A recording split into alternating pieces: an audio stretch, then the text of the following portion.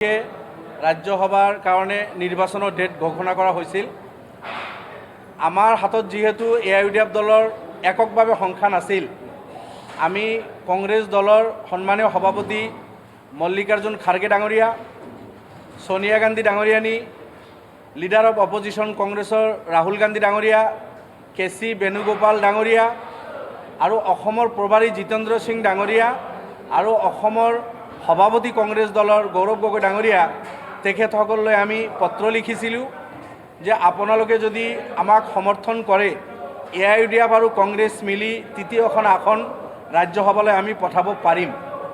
যিহেতু বিগত দিনবোৰত আমি কংগ্ৰেছত বহুবাৰ সহায় কৰিছোঁ, ৰাজ্যসভা নিৰ্বাচনত আমি ৰাণী নৰ ডাঙৰীয়ানীক AIUDFে আমি তেখেতক ভোট দি ৰাজ্যসভালৈকে পঠাইছিলোঁ কংগ্ৰেছৰ লগত।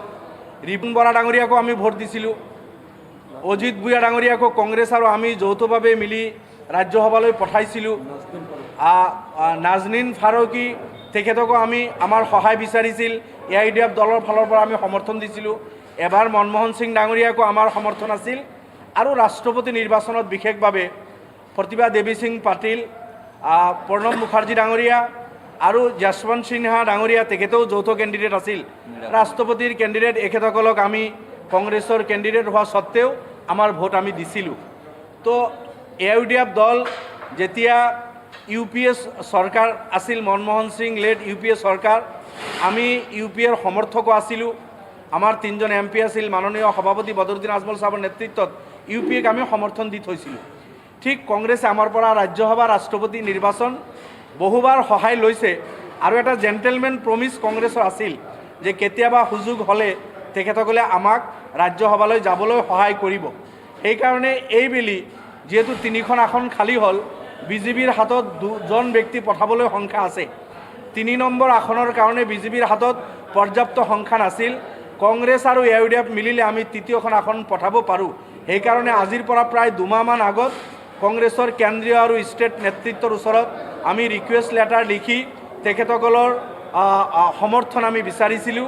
দুৰ্ভাগ্যবশতঃ যোৱা 2টা মাহে তেখেতসকলে আমাক কোনো ৰেছপন্স নকৰিলে, কোনো উত্তৰ নিদিলে। যোৱা বিধানসভাৰ সময়তো কংগ্ৰেছৰ নেতাসকলৰ লগত, বিধায়কসকলৰ লগত ইণ্ডিভিজুৱেলিও আমি সেই কথাখিনি মনত পেলাই দি তেখেতসকলৰ ৰেছপন্সটো বিচাৰিছিলোঁ, কিন্তু তেখেতসকলে কোনো ধৰণৰ ৰেছপন্স নকৰিলে আৰু গৈ কংগ্ৰেছে আমাকো সমৰ্থন নকৰিলে। কংগ্ৰেছৰ ফালৰ পৰাও কোনো নিৰপেক্ষ বা কোনোজন ব্যক্তিক তেখেতসকলে কেণ্ডিডেট নিদিলে। বিগত দিনবোৰৰ দৰে কংগ্ৰেছে কেণ্ডিডেট দি আমাৰ যদি সহায় বিচাৰিলেহেঁতেন এইটো এটা ৰাস্তা আছিল। কিন্তু সকলোতকৈ ডাঙৰ কথা হ'ল আমি উত্তৰ পূৰ্বাঞ্চলৰ এজন সুযোগ্য ব্যক্তি, 15 বছৰ পাৰ্লিয়ামেণ্টেৰিয়ান হিচাপে তেখেতে অসম আৰু উত্তৰ পূৰ্বাঞ্চলৰ সমস্যাসমূহ সজোৰে পাৰ্লিয়ামেণ্টত উত্থাপন কৰিছে। মৌলানা বদৰুদ্দিন আজমল সাহেব এজন যোগ্য ব্যক্তি। তেখেতক যদি আমি ৰাজ্যসভালৈ পঠালোহেঁতেন, তেখেতে অসমৰ কাৰণে, উত্তৰ পূৰ্বাঞ্চলৰ কাৰণে বিভিন্ন জাতি জনগোষ্ঠীৰ সমস্যাখিনি শক্তিশালীভাৱে ৰাজ্যসভাৰ মজিয়াত উত্থাপন কৰাৰ কাৰণে সক্ষম হ'লহেঁতেন। কিন্তু কংগ্ৰেছে সেই সুযোগটো আমাক নিদিলে। এইটো আমি দুখ পাইছোঁ আৰু দুখেৰে আপোনালোকক জনাইছোঁ। অসমৰ জনগণৰ ওচৰত আমি এই কথাটো জানিবলৈ দিছোঁ যে বহুবাৰ কংগ্ৰেছক আমি সহায় কৰাৰ পিছত, কংগ্ৰেছে জেণ্টেলমেন প্ৰমিছ কৰাৰ পিছতো এইবেলি যিহেতু কংগ্ৰেছৰ এককভাৱে সংখ্যা নাই, কংগ্ৰেছেও নিজে পঠাব পৰা সাধ্য নাই, আমি সহায় বিচাৰিছিলোঁ। আমাকো সহায় নকৰি আল্টিমেটলি তৃতীয়খন আসনো NDA বা BJPৰ কাৰণে ৰাস্তা মানে সুগম কৰি দিলে কংগ্ৰেছে। এই কথাটো গোটেই অসমে জনা দৰকাৰ। আৰু ইয়াতে হয়তো আৰু কিছু কথা হ'ব যে কংগ্ৰেছ আৰু AIUDFৰ কিছুমান বিধায়কে তৃতীয়জন কেণ্ডিডেট প্ৰমোদ বৰা ডাঙৰীয়াৰ পক্ষত গুচি গৈছে। মই আমাৰ দলৰ ফালৰ পৰা স্পষ্ট কৰিব বিচাৰিছোঁ আপোনালোকক, AIUDF দলৰ আমি আগতে 2জন বিধায়কক নিলম্বন কৰি থৈছোঁ।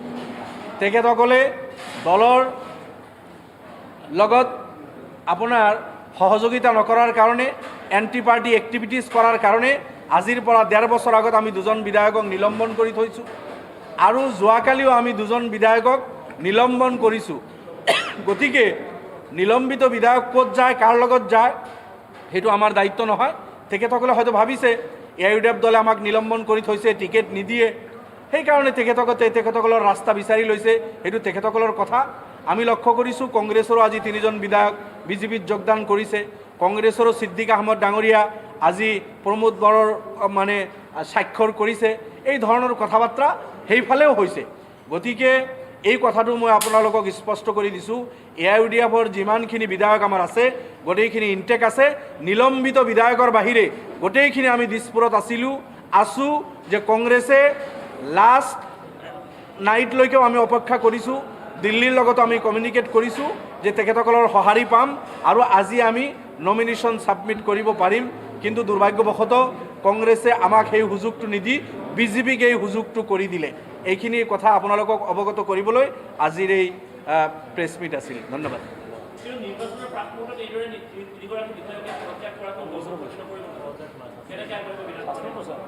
আমিতো চাওক, যিকেইজন বিধায়ক আমাৰ লগত নাই আমি ছাছপেণ্ড কৰি থৈছোঁ। দলৰ আৱৰ্জনা চব দলেই এনেকৈ ছাইড কৰিয়ে ৰাখে। গতিকে এণ্টি পাৰ্টি এক্টিভিটিজ কৰাৰ কাৰণে, দলৰ আৱৰ্জনা হোৱাৰ কাৰণে আমি সেইসকলক আগতে নিলম্বন কৰি থৈছোঁ।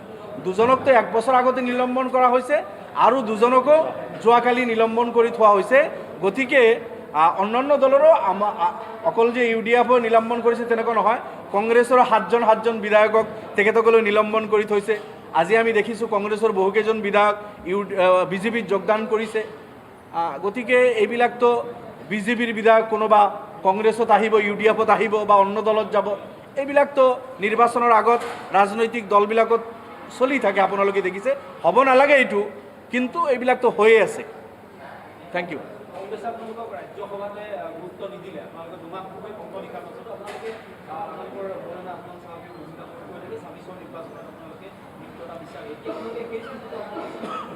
আমি 26ৰ নিৰ্বাচনৰ কাৰণে কোনো মিত্ৰতা কংগ্ৰেছৰ লগত বিচৰা নাই। আপোনাৰ কংগ্ৰেছে যিহেতু অকলেই নিৰ্বাচন অন্যান্য দলৰ লগত মিলি খেলিব বিচাৰিছে, গতিকে আমি হাত পাতি ঘূৰি নুফুৰোঁ কোনো দলৰ লগত। AIUDF দল স্বতন্ত্ৰ দল, ডেমক্ৰেটিক দল, আমি এটা শক্তিশালী দল। গতিকে আমি একলা চলো নীতিৰে আগবাঢ়ি গৈ আছোঁ। 26ৰ কাৰণে নহয়, ৰাজ্যসভা যিহেতু বিগত দিনবিলাকতো কংগ্ৰেছ UDF বা বিৰোধী মিলি আমি ৰাজ্যসভালৈ পঠাই আছোঁ আৰু কংগ্ৰেছক আমি বহুবাৰ সুযোগ দিছোঁ। কংগ্ৰেছে আমাক এবাৰ সুযোগ দিব বুলি প্ৰতিশ্ৰুতি আছিল, কিন্তু এইবেলি কংগ্ৰেছে প্ৰতিশ্ৰুতি ৰক্ষা নকৰিলে, আমাক সহযোগ নকৰি বিজেপিকে ৰাস্তা সুগম কৰি দিলে কংগ্ৰেছে।